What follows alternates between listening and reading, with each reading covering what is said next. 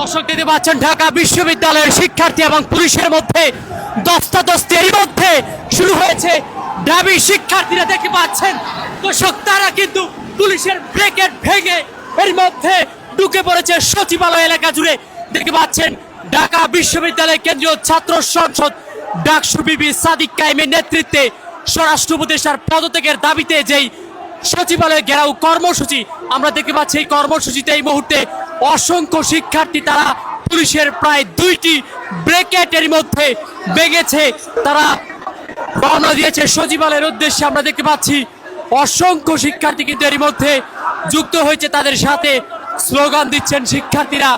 দেখতে পাচ্ছেন ডাকসু বিবি সাদিক কায়েম প্রথম সারিতেই কিন্তু রয়েছে পুরো মিছিলটি জুড়ে। আমরা দেখছি সামনে থেকে নেতৃত্ব দিচ্ছেন।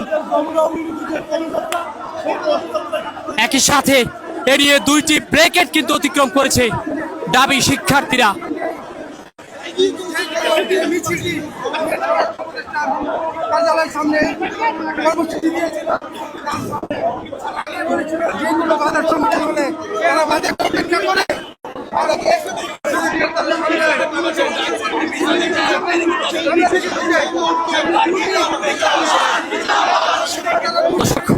শরীফ ওসমান হাদির উপর হামলার জেরে স্বরাষ্ট্র উপদেষ্টার পদত্যাগের দাবিতে চলমান দাবি শিক্ষার্থীদের এই কর্মসূচি।